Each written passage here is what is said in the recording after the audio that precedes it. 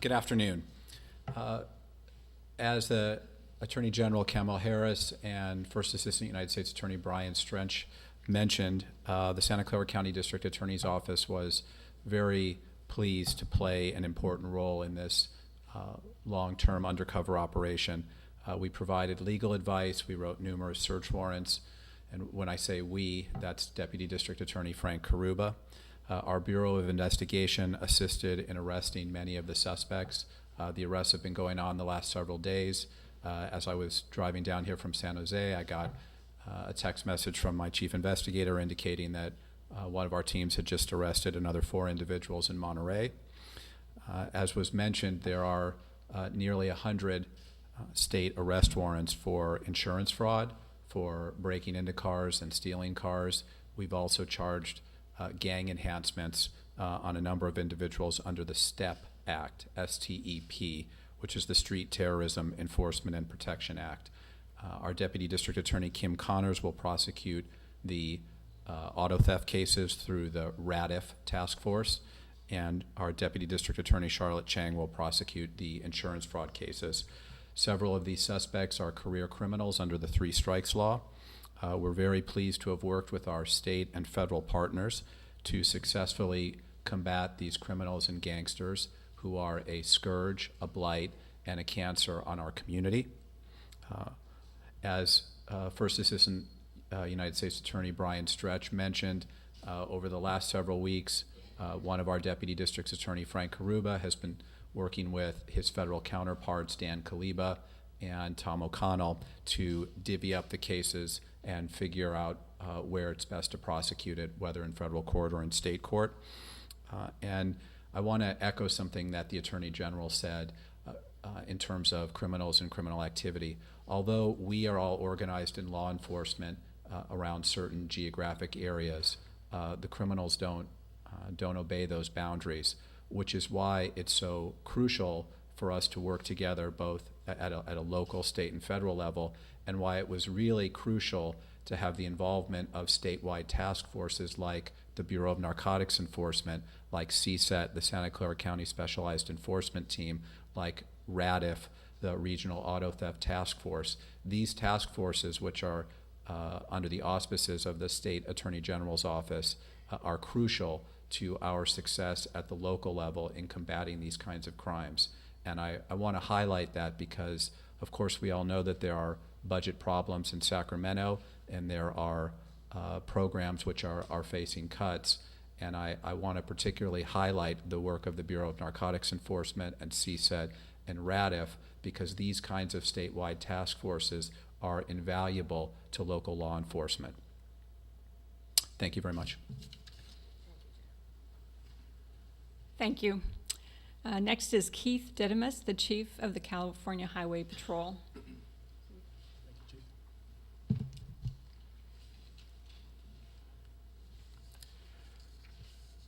The Highway Patrol is pleased that we were able to contribute in a small manner to the unified effort of local, state, and federal law enforcement and prosecuting agencies to proactively go after those criminals and those individuals who would seek to endanger, victimize, and otherwise lessen the quality of life for so many others who live and work in southern Santa Clara County and the surrounding region. Though a lot of time and effort has been put forth to ensure a successful conclusion to this operation, it's reassuring to know that in the end, over 100 plus individuals will face the full force of the law and be held legally responsible for their actions. The Highway Patrol commends Chief Turner on her skillful management and oversight of this complex and long-term operation, and would like to applaud the many supporting agencies that helped to bring about a successful outcome. This has truly been a group effort, as you've heard, and we, the California Highway Patrol, are proud to have played a small role in this operation. Thank you. Next is Stephen Herkins. He's the Special Agent in charge of the Bureau of Alcohol, Tobacco, and Firearms and Explosives. Thank you, Chief. My name is Steve Herkins. I have the pleasure of serving as the Special Agent in charge for ATF, the Bureau of Alcohol, Tobacco, Firearms, and Explosives in San Francisco Division Office. The important thing for me, 2 messages I want to get to everybody here today. One, ATF's core mission is to fight violent crime. And the way we do that is to address firearms violence. But also, it's important to realize we do that through partnerships. And the truth of the matter is, this phenomenal case could not have been accomplished without the leadership of the U.S. Attorney's Office and the partnerships we had with our federal, state, and local agencies. And they haven't all been recognized, but on the side of the room there, you have the leaders of just those departments and agencies that have been fundamentally, absolutely essential to the success of this investigation. And without partnerships, we could not do what we did today.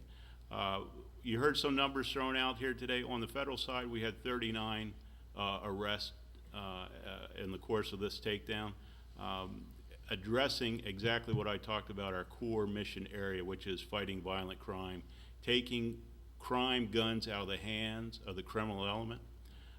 We invested a lot of effort and resources in this case, but frankly, it's worth it. Because we value these communities, we value Gilroy, and we value the 4 counties that are going to be affected by this operation.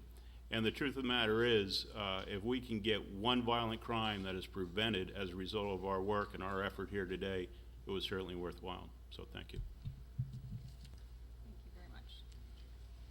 So to bring it home locally, our top priorities for this event were to apprehend career criminals, as I mentioned, get those individuals off the street who are constantly preying on our community, to identify and arrest drug dealers and to take drugs off the streets and out of the hands of our children, to identify and arrest the gang members and their associates who continue to commit violent crime in not only our community, but the 5 counties around us, and to help ensure the safety of our community. Those were our top 5 priorities. And again, as the Attorney General mentioned, this investigation came about as we were seeing some crime in Gilroy, some trends we weren't liking, but truthfully, we were directed by our council to actually go out and apprehend these criminals and to turn the public safety element around so we had a much more safe and secure community. And that's what we did. We accepted their challenge. The reason we opted for a covert investigation is because Gilroy is a very small town. Word travels very fast. And what we've learned through all these new apps on iPhones and other electronic devices is these criminals are doing counter surveillance and counterintelligence on us. They can listen in to our frequencies and often know what we're doing. Therefore, we had to be creative and had to go undercover. We owed it to our community, we owed it to our council to apprehend and aggressively prosecute these criminals. And that's why our team, Gilroy, and all of my partners around us came together to make that happen. And I think the Attorney General mentioned that due to the collective efforts, 5 counties, 13 cities will directly benefit from taking these 103 up to 115 criminals off the street. We will see a huge reduction in crime, that's my prediction.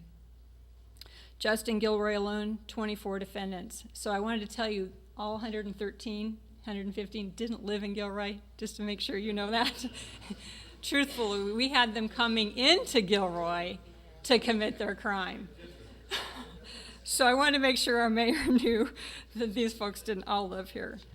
But truthfully, there is as the Attorney General mentioned, there is a list of the number of cities that were affected by this where we actually took violent felons, gang members, dope dealers, and auto thieves off our streets. So we should all be very proud of that.